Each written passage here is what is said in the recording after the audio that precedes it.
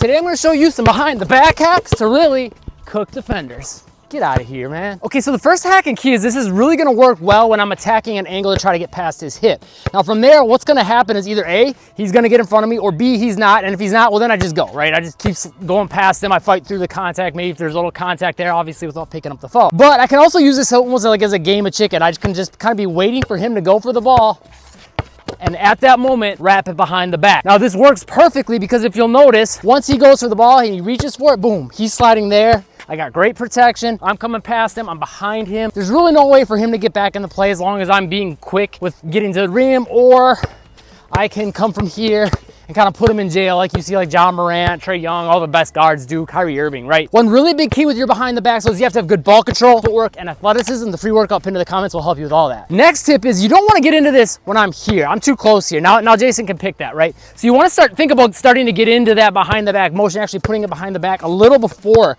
you get to that less than arm's distance. So I would say start thinking about once I'm to arm's distance, I'm gonna maybe get not quite to get into it, but once I get a little less than that arm's distance, then there, boom, that's the sweet spot for trying to get into that behind the back motion. Before anyone leaves a comment, yeah, that's a carry. You can't do that in a real game. You gotta have a regular dribble going, but I'm just slowing it down so you guys can see, just so we're all on the same page. Next tip is you don't wanna get into this behind the back too far away either though, because now the ball's unprotected, he can get after it, he kind of knows, like he can see where the ball's gonna come out and then he can rip that. So I wanna make sure I get to right around that arm space, and right as I'm gonna get closer, that's when I'm gonna get into that wrap. So now it's a perfect move. And I am perfect, just kidding. Next tip also comes down to the timing, and this, you don't have to do this all the time, but it'll really help catch the defenders off guard. Steph Curry will do this a lot. So I'm moving here, he'll get into that behind the back before this foot plants. And what that does is opens options. So from here, I can get into that outside foot planting, and the more traditional way would be to come here and then go into the behind the back motion. But if I can start to get into that motion before this foot plants,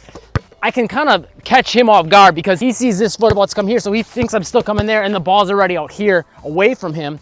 But then I also have those different footwork options. So I can plant and then go here, but I can also come from this and swing this step right through and get downhill more tight and more quickly. So almost think about leading with the ball and then the foot taking action after, so it gives you a little more flexibility. Next tip is this off arm here. Now I can think about using this off arm as he starts to jump here, boom, I can use that to start to seal him. Now, I know there's already gonna be comments galore, oh, that's a push off, that's an offensive foul, yada, yada, yada. It can be and it cannot be. Me putting my hand here is different to use that to seal him than me using this hand to actually like push Jason. That's an offensive foul. I have the right though, okay, if he comes here and he decides he's gonna cut this angle up and he slides here, I have the right to hold space with this hand.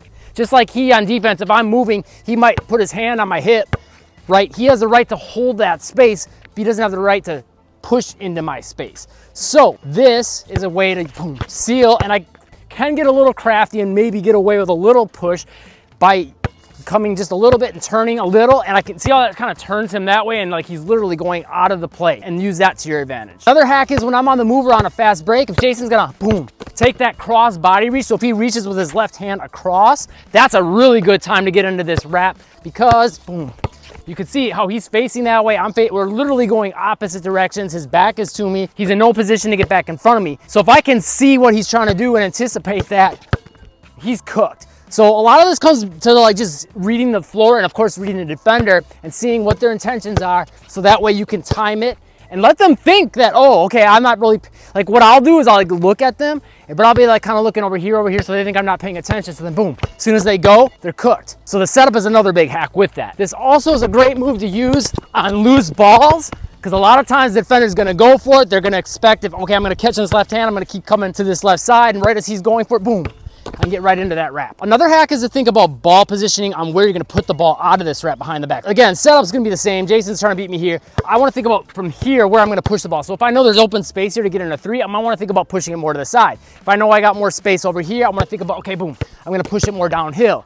If let's say Jason's here and I got a help defender or another teammate here and I need to split the gap, I need to wrap it more tight and get more downhill. So you always wanna think about where the open space is on the floor and try to hit that with the ball. Almost think about like you're passing the ball that spot and then you're gonna chase it down. Another hack coming out of it, I wanna think about changing footwork. So that shuffle that I just did, there's a couple different ways we can do that shuffle. I can cross this leg, this back leg across this foot.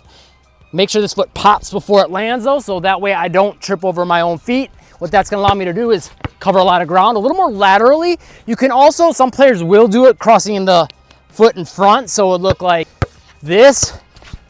But I just find the kick back is a little more comfortable and gets you a little more downhill. But you can also use what I showed you before, that cross step. You can do that either without stepping with that foot, or you can plant with that outside step and then step across. Or if you're a little tighter, you could step big with this inside foot first. Another hack is thinking about changing the actual behind the back completely. So thinking about using it to either A, use it like a snatch back and pull the ball back. So you're gonna see me plant with this ball side foot hard and then come back. Sometimes you'll see players, they'll just keep this back foot glued here behind the 3-point line. So you just have to take one step in, or I can shuffle back in if I need the extra space. You can also come out of that snatch back, boom, and if he tries to recover, I can kind of like hezzy and then boom, cross him up, come back the other way. I can also come from that hezzy and just get downhill with a regular drive. But we can also think about changing the footwork to just kind of do a boom, 1-2 speed stop, a little bit less of a wrap. And then from there, my feet are squared, or at least set, so I have options for which foot I want to step with. It wouldn't be a travel to step with either foot, in case you're worried about that, because some players ask me about travel calls when you're dribbling. You can't travel while you dribble, but it just gives me options to be in a nice kind of tighter base. And from there, I can shift a little more and change my footwork options out of it. And then of course, we're not always gonna just set up with this regular dribble, this angle attack, right? That can start to become a little bit predictable. So we can think about different ways of setting this up. So a couple things is, number one, an inside out. That's a great way to set it up. But another two that you'll see a lot of NBA players use is I could come from between the legs and get into that, or a double behind the back, right? Start with a behind the back and get into another behind the back. What you'll notice with those is the first move is a little bit more stationary. There might be a jab into that between the legs or behind the back, but the feet are a little bit more set to catch. And then I'm gonna get both feet moving to get downhill, whether we're talking the shuffle or the 1-2 step downhill, whatever the case may be. Work on those different footwork options, different ways of setting it up. Again, that free handle work up into the comment will really help you with your handles and your footwork and your athleticism. If you wanna see a lot more specific behind the back moves, check out this video right here. I'll see you in the next video.